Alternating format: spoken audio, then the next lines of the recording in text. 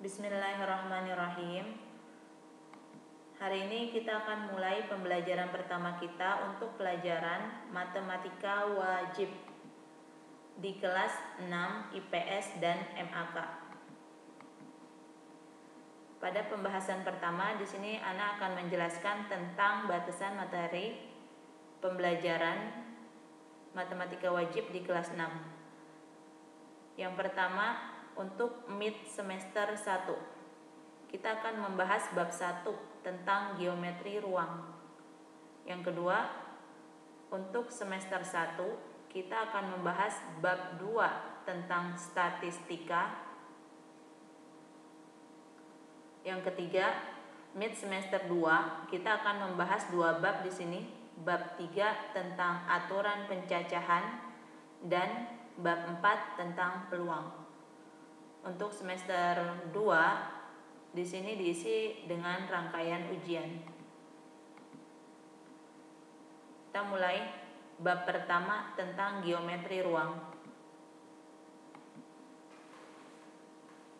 Kompetensi dasar atau kemampuan dasar yang harus kalian kuasai setelah mempelajari bab 1 tentang geometri ruang.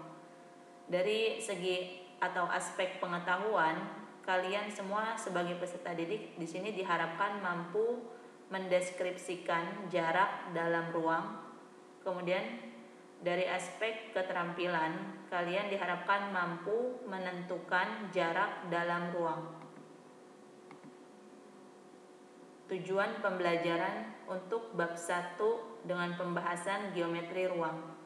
Setelah mengikuti proses pembelajaran, peserta didik diharapkan dapat memahami konsep geometri ruang, mengidentifikasi fakta pada jarak dalam ruang, mendeskripsikan jarak dalam ruang, menentukan jarak dalam ruang, menyelesaikan masalah yang berkaitan dengan geometri ruang, hingga akhirnya kalian semua sebagai peserta didik nanti diharapkan mampu menyajikan penyelesaian masalah yang berkaitan dengan geometri ruang.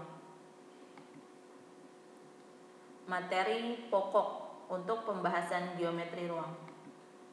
Yang pertama, jarak antar titik. Yang kedua, jarak titik ke garis. Yang ketiga, jarak titik ke bidang. Kemudian aplikasi atau penerapan materi geometri ruang dalam kehidupan. Yang pertama di sini disajikan 2 buah bola. Nah, kemudian jika ada 2 buah bola, menurut kalian apa yang dimaksud dengan jarak antara keduanya? Apakah jarak antara kedua pusatnya atau jarak lainnya? Kemudian penerapan materi geometri ruang yang berikutnya adalah dalam bidang kedokteran. Di sini dijelaskan tentang bagaimana seorang dokter dapat menentukan letak dan jarak antara tumor dalam batok kepala di luar selaput otak di belakang lintasan syaraf-syaraf agar arah pembedahannya tepat. Nah, untuk menjawab pertanyaan-pertanyaan di atas, perlu dipahami pengertian dan cara menentukan jarak antara 2 benda. Kemudian, untuk dapat menentukan jarak, perlu dikuasai berbagai hal sebagai prasyarat. Selain algoritma dalam aritmetika dan aljabar dasar, kompetensi dalam geometri datar dan dasar-dasar geometri ruang juga diperlukan untuk menguasai persoalan jarak.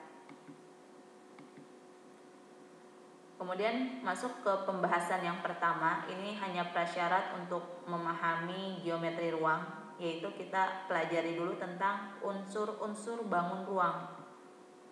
Di sini disajikan tentang kubus A, B, C, D, E, F, G, H, berikut gambarnya. Yang saya mau jelasin di sini adalah cara penamaan kubus. Jika huruf pertama A kemudian dilanjutkan dengan B, C, dan D, maka 4 huruf pertama sebelum tanda titik ini adalah huruf-huruf yang harus terletak di bawah bagian kubus atau terletak di alas kubus.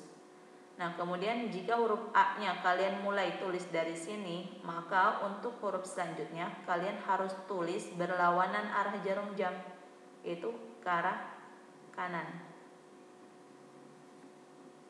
A berlawanan arah jarum jam, B, C, D. Selesai penamaan bagian alasnya, dilanjutkan. Perhatikan, setelah tanda titik ini huruf berikutnya adalah huruf E, F, G, dan H. Maka E, F, G, H ini adalah nama-nama atau huruf-huruf yang terletak di bagian atap atau atasnya kubus.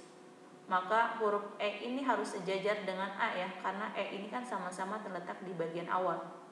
Setelah tanda titik huruf E. Di sini pun huruf pertamanya dimulai dengan huruf A, maka huruf E harus berada di atas A. E berlawanan arah jarum jam, maka F-nya di sini. Lanjut G dan H. Gambar berikutnya perhatikan. Nah, kemudian kalau kalian mulai huruf A di titik sudut yang paling belakang ini, maka huruf B ingat berlawanan arah jarum jam, maka ke arah sini. B, C, dan D. Nah, huruf E-nya dimulai di mana? E ini harus terletak di atas huruf pertama. Huruf pertamanya adalah A, maka huruf E harus terletak di atasnya A. E harus terletak di atas A. Berlawanan arah jarum jam, muter lagi. Harus sesuai urutan ya. Setelah E adalah F, G, dan H. Maka di sini E, F, G, H. Nggak boleh dibolak-balik penulisannya. Gambar berikutnya. Jika huruf A-nya mulai di sini, maka berlawanan arah jarum jam berarti A, B, C, D.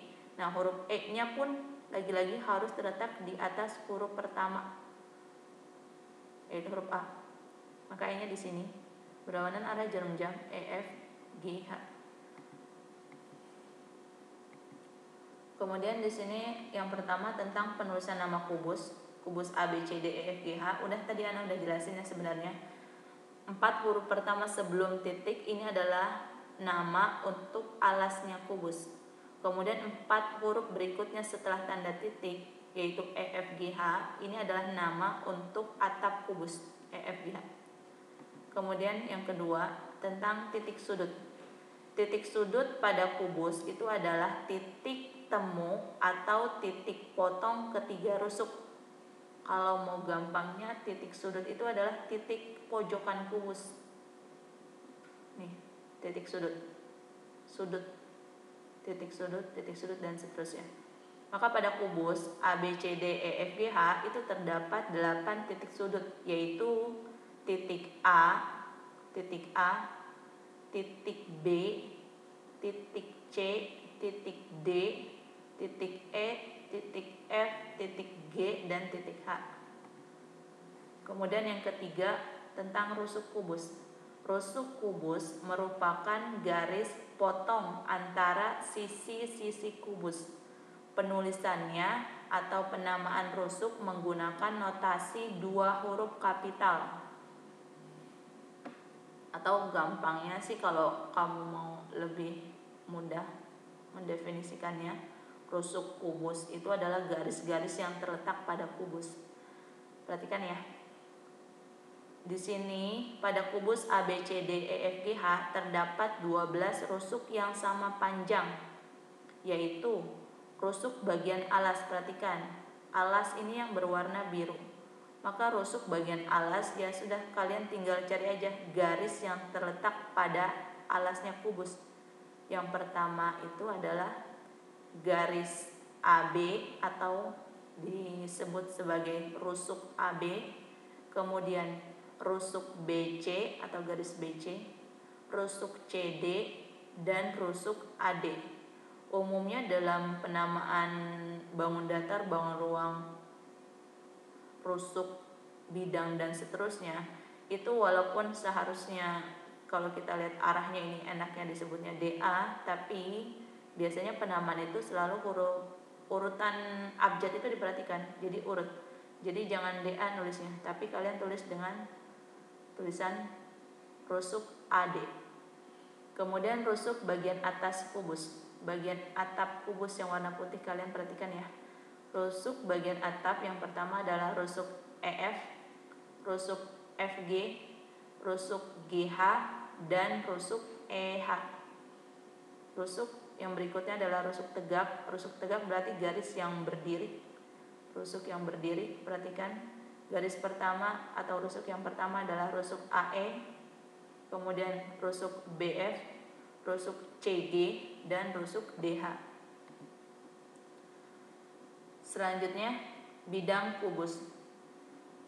Bidang kubus ini ada 6. Yang pertama bidang bagian alas. Kalau kamu kayaknya nggak familiar dengan kata bidang, bidang itu biasanya kita sebut dengan sisi ya. Bidang alas atau nama lainnya adalah sisi bagian alasnya kubus. Kalau kamu perhatikan di sini, bagian alas kubus itu kan berbentuk persegi. Maka yang disebut sebagai bidang alas ya sudah, kalian tinggal lihat aja nih kotak di bagian bawahnya kubus. Kotak di bagian bawah kubus inilah yang disebut sebagai bidang alas kubus. Namanya apa? Perhatikan huruf-huruf yang terletak pada kotak ini, yaitu huruf A, B, C, D. Maka bidang alas kubus yang pertama adalah bidang A, B, C, D. Kemudian bidang yang kedua yang terdapat pada kubus adalah bidang atas. Perhatikan bagian atas kubus. Bidang atas kubus dinamakan dengan bidang EF, GH.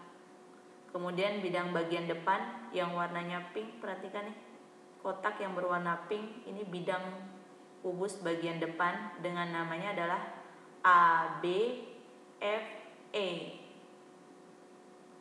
Kalau kamu tulis dengan nama A, B, E, F pun boleh, tapi di sini kan urutan ya, urutan garisnya, urutan huruf yang terletak pada garis. Jadi A, B ke atas, F, dan dilanjutkan E.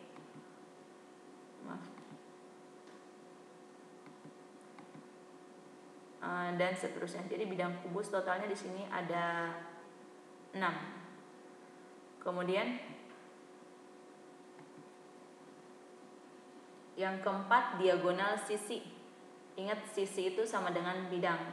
Maka di sini yang kita biasakan ya, sebutnya jangan diagonal sisi, tapi kita sebut sebagai diagonal bidang. Diagonal bidang adalah ruas garis yang menghubungkan dua titik sudut yang saling berhadapan pada sebuah sisi kubus. Perhatikan. Di sini kubus yang pertama ada 12 kubus di sini.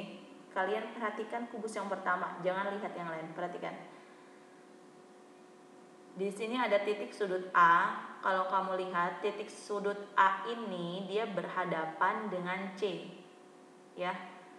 Jika titik sudut A dihubungkan ke titik sudut C dan ditarik garis, maka akan terbentuk garis merah ini yang disebut dengan garis AC.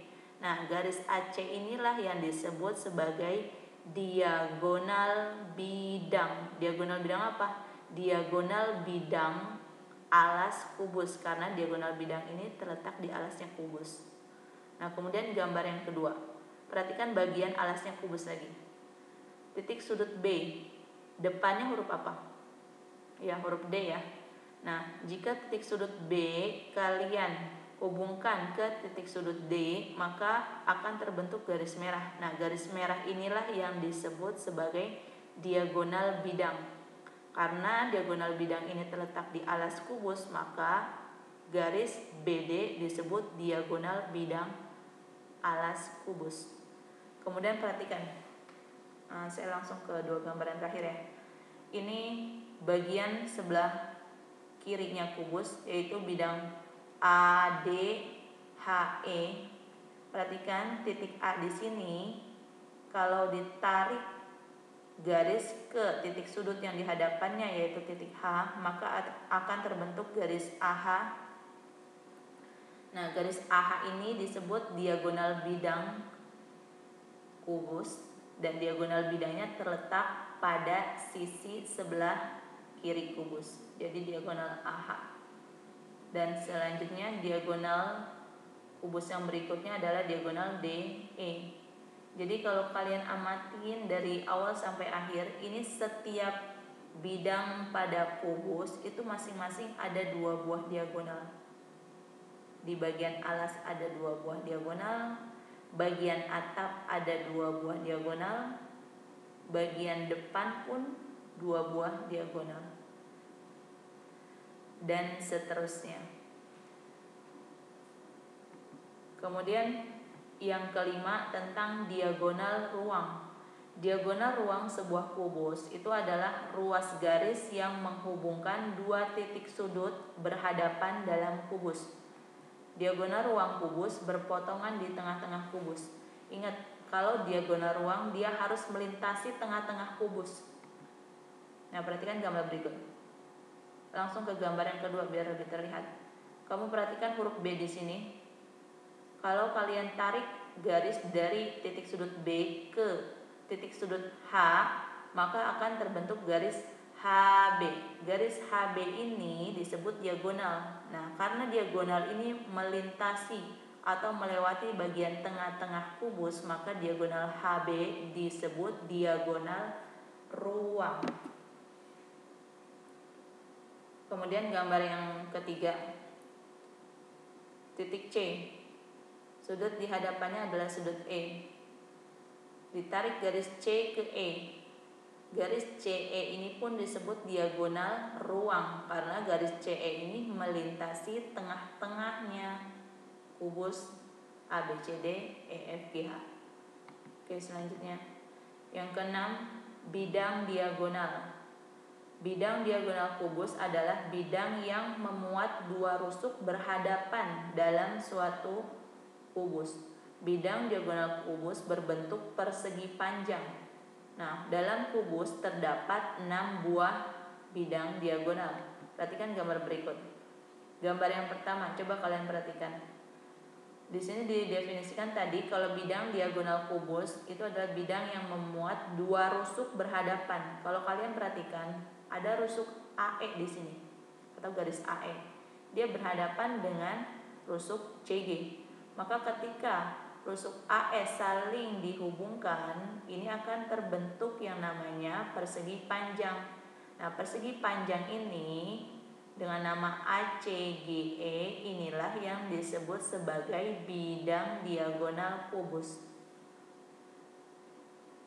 Bidang diagonal kubus berikutnya BD. Perhatikan garis BD. Kalau kalian amatin garis BD itu kan berhadapan dengan garis FH. Nah, kalau garis BD dan FH saling dihubungkan, maka akan terbentuk juga persegi panjang.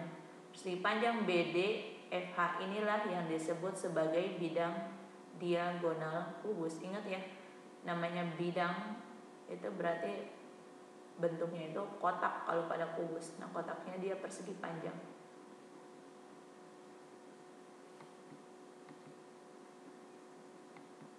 Oke, selesai pembahasan materi kita tentang geometri ruang pada pertemuan pertama ini.